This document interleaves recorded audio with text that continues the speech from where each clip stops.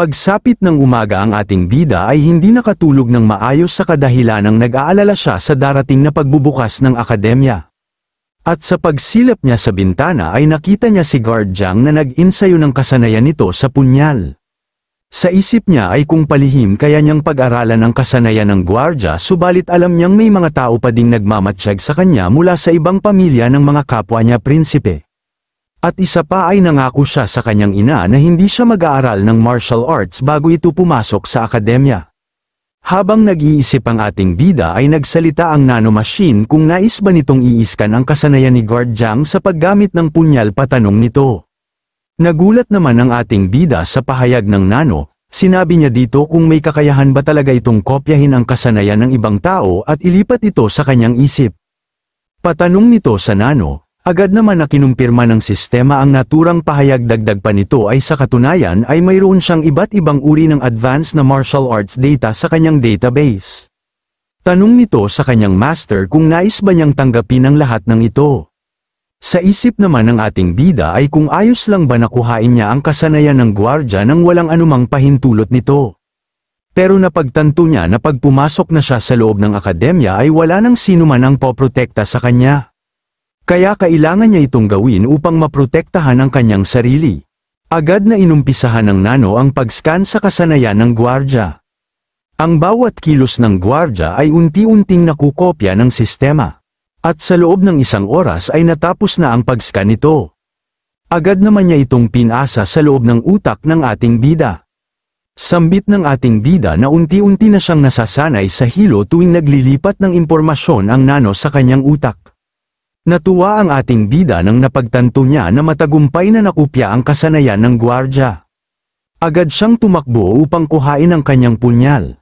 At agad niyang sinarado ang bintana, sa isip niya ay hindi siya maaring makita ni Guard Jiang. Sinubukan na ng ating bida ang pagsasagawa sa kasanayan ng gwardya, bawat kilos at paggalaw niya ay halos kahalintulad nito. Subalit sa isip naman ng ating bida ay parang may kulang pa sa mga ginawa niya. Dagdag pa nito na si Guard Jiang ay nag-ensayo ng pamamaraan na ito ng halos 20 taon. At upang mas lalong palakasin at baguhin ang anyo ng isang pamamaraan ay kailangan ng isang simpleng codified sequence araw-araw. Patanong ng ating bida na kaya ba masyadong mahina ang ginawa niyang pamamaraan dahil nilaktawan niya ang prosesong ito. Agad naman nagsalita ang nano at sinabing ang muscle fiber at tendons na akma sa pamamaraang ito ay matagumpay ng naanalisa. Sabay tanong sa kanyang master kung nais ba nitong ilipat niya ang impormasyon sa kanyang isip. Agad namang inilipat ng nano ang impormasyon sa ating bida. Napaluhod naman ito dahil sa nararamdaman nitong pananakit ng kanyang kalamnan sa buong katawan.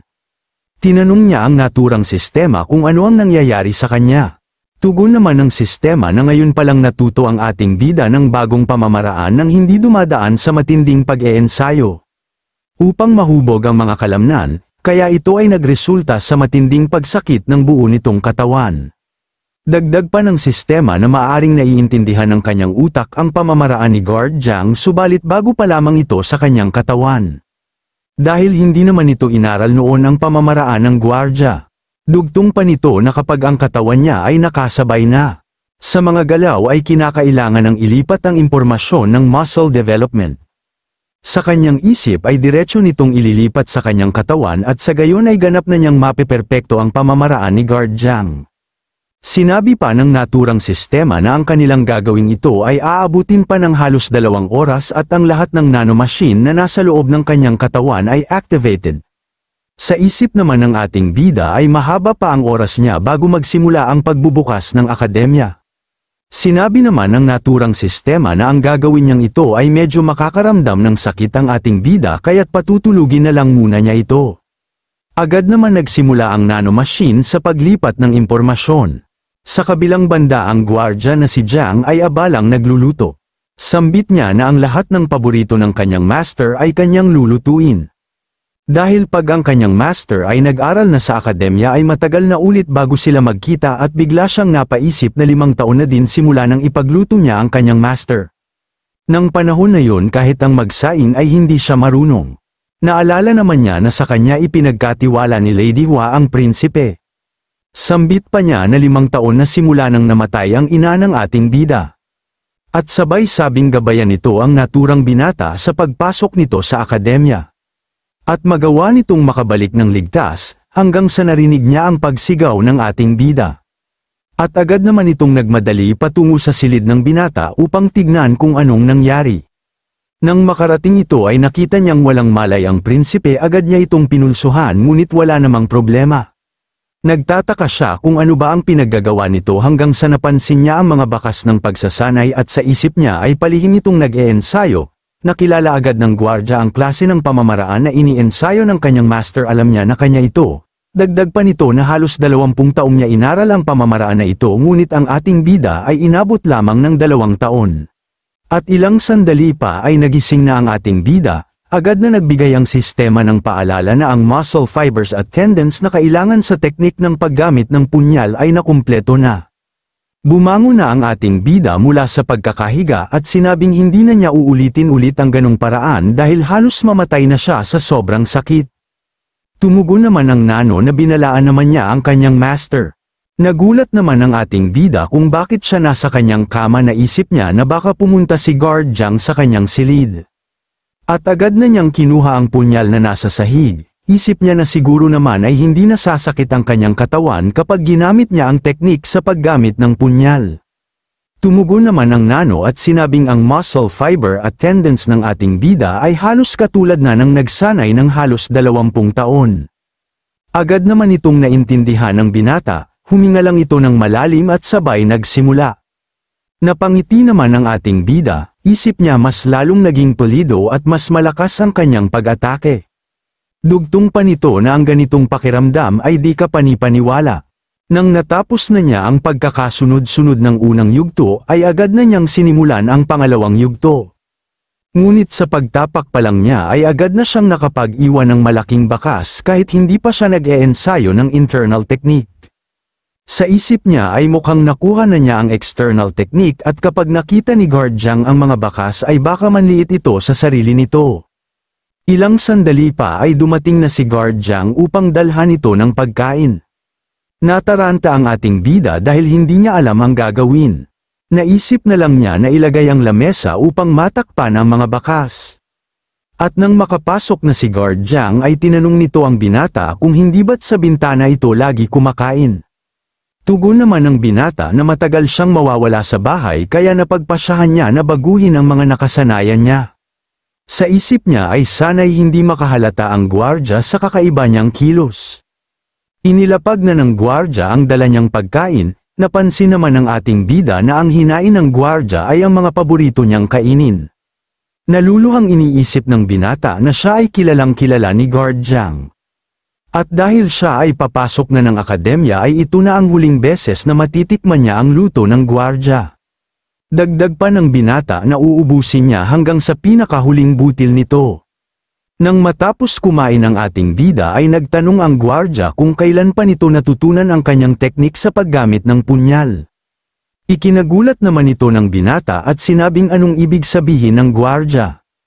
Agad namang itinaas ni Guard Zhang ang lamesa at sinabing ito ang una at pangalawang yugto ng sequence at mas malalim pa ito kaysa sa nakaraan. Hindi naman alam ng ating bida kung ano ang sasabihin dahil alam niya na ang pagkuha sa teknik ng iba ay mahigpit na ipinagbabawal sa Murim. Isip pa niya na masyado siyang nasilaw sa kapangyarihan ng nanomachine kaya't hindi na siya nakapag-isip ng maayos. Dagdag pa ng binata na wala na siyang magagawa kung maging mababaw ang tingin sa kanya ng gwardya. Subalit kabaliktaran pala ang kanyang naiisip, dahil si Guard Zhang ay masaya pa siyang pinuri at sinabing magaling ang kanyang ginawa. Dugtong pa nito na ano naman kung pinag-aralan mo ito ng pasikreto. Kung hindi lang dahil sa kasunduan ng 6 na sekta ay matagal ko nang itinuro sa iyo ito. At sabay inabot ang isang sulat sa papel na naglalaman kung paano ang pag-circulate ng chi sa dagger technique. Sinabi pa nito na ang breathing technique naman ng dagger technique ay matatagpuan niya sa library ng akademya. Naluha naman ng ating bida dahil hindi siya makapaniwala na ang lahat ng ito ay ginagawa ni Guard Zhang para sa kanya.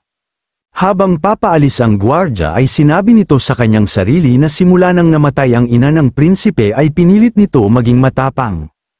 Ngunit isa pa rin itong batang kailangan ng pagmamahal ng magulang. Subalit kapag pumasok ka na sa akademya ay hindi na kita mapoprotektahan, wika ng gwardya. Nagpasalamat naman ang ating bida at sinasabi sa sarili na kahit wala na ang aking ina ay mayroon pa rin akong bahay na babalikan.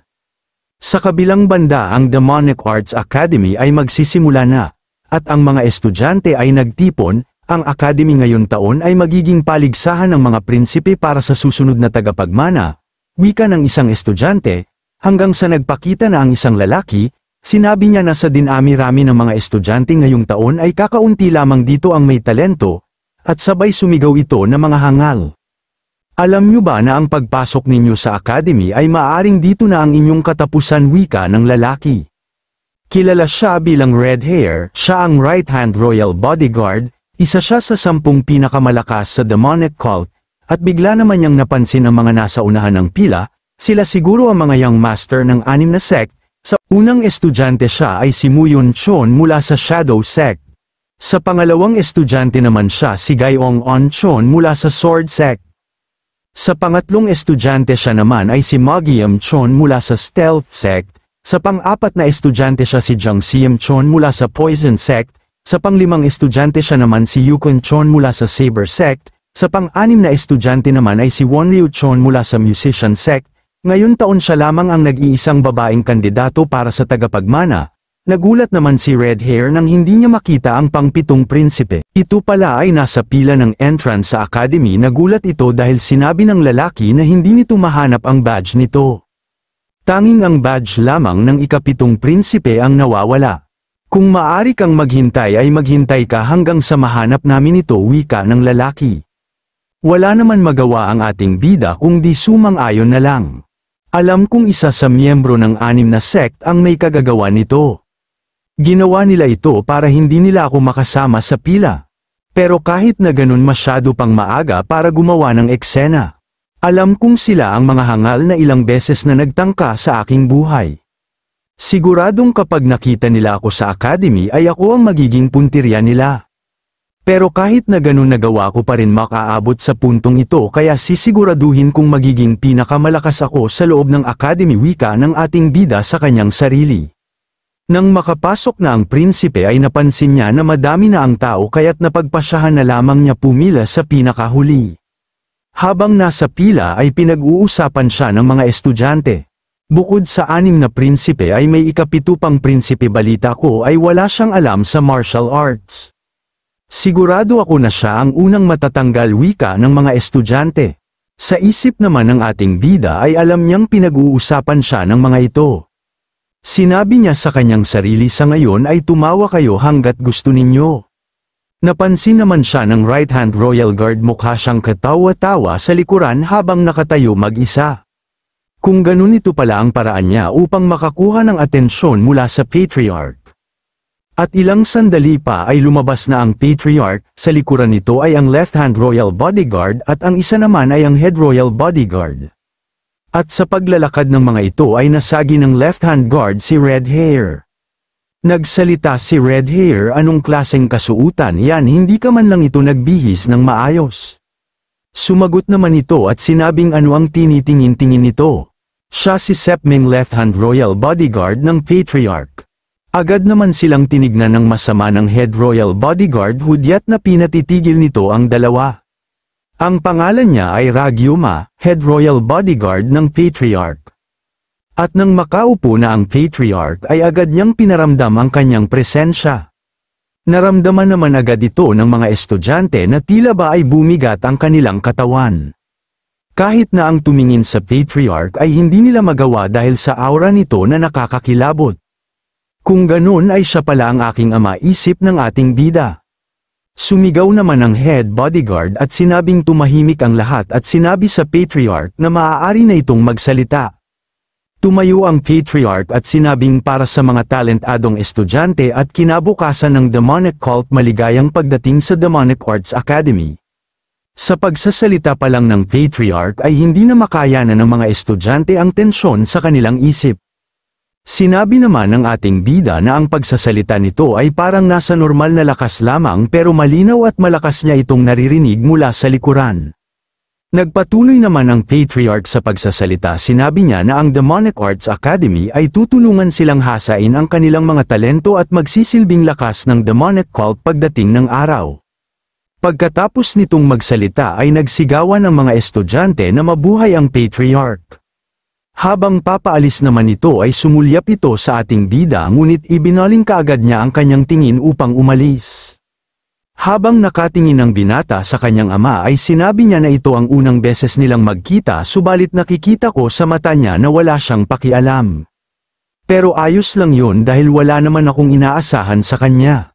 Kahit noong namatay ang aking ina ay hindi man lamang siya nagpakita, isip ng binata.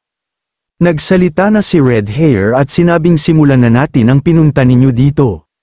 Ngunit ang mga estudyante ay abala sa pakikipag-usap at hindi siya pinapansin. Nagalit ito at sumigaw na kung sino ang nagsabing ito ang oras ng pagkwekwentuhan, pag-alit na tanong nito. At binigyan ng masamang titig ang mga estudyante, padadaliin ko na ang paliwanag kaya makinig kayong lahat. Ang pagsasanay nyo sa academy ay sa pamamagitan ng 6 na stages at tatapusin nyo ito sa loob ng 4 na taon. Ang bawat stage nito ay magkakaiba ng pagsusulit, at upang makarating sa susunod na stage ay kailangan nyo munang maipasa ang unang stage. Higit sa lahat, isang beses nyo lang pwede subukan ang bawat pagsusulit. Nag-alala naman ang mga estudyante dahil kapag bumagsak sila ng isang beses ay maaari na silang matanggal.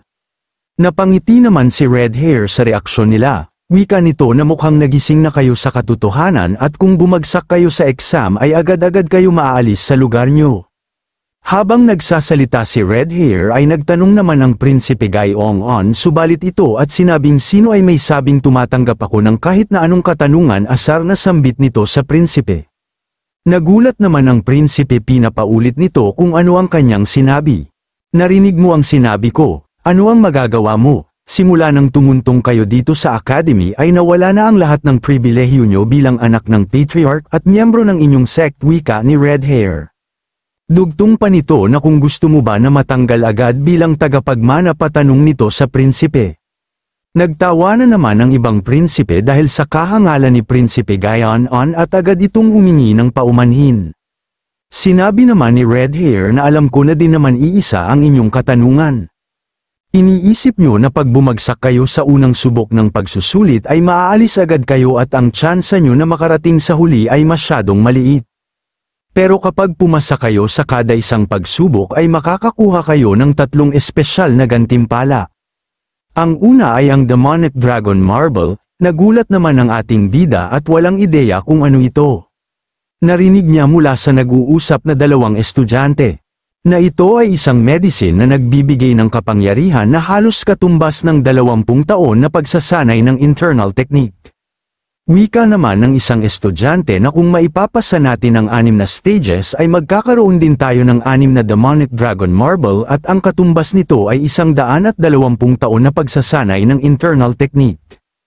Agad naman sumagot ang kasama niya at sinabing kapag marami ka nang na-absorb nito ay hihina na ang epekto nito, dagdag pa nito na ang pag-absorb nito sa unang beses ay masyadong mahirap. Kung hindi lang dahil sa mga ganoong kondisyon ay hindi nila ito ibibigay sa atin ng libre. Sa isip naman ng ating bida ay hindi pa niya nasubukan magsanay ng internal technique. Kaya kailangan niyang maipasa ang pagsusulit upang mas mabilis niyang matutunan at mapalakas ang kanyang internal technique. Sinabi naman ni Red Hair na ang pangalawang gantimpala ay magkakaroon ng access sa martial arts manual. Sa isang estudyanteng nag-e-ensayo ay alam niyo ang kahalagahan ng manual na ito. Ang manual library sa loob ng academy ay binubuo ng 5 palapag. Sa tuwing makakapasa kayo sa bawat stage ng pagsusulit ay maaari nyo din ma-unlock ang susunod na palapag ng library. Sa loob nito ay nakadepende sa inyo kung ano ang gagawin nyo. Dito ay may pagkakataon kayong pag-aralan ang manual ng 6 na sect at kahit pa ang teknik ng Royal Bodyguard. Natuwa naman ang mga estudyante dahil sa mga narinig nila at may tsansa na sila matuto ng iba't ibang klase ng divine technique. Ang ating bida ay naisip na kailangan niyang makapasa at magkaroon ng access sa manual dahil ito ay mas mahalaga kaysa sa marble. Pinutol naman ni Red Hair ang kanilang pagsasaya at sinabing ang makarating sa ika-5 palapag ng library ay malabong mangyari kahit pa sa kanilang mga munting panaginip. Kung nagustuhan mo ang ating kwento, huwag kalimutan mag-like at mag-subscribe and click the notification bell para lagi kang updated sa mga paparating nating video.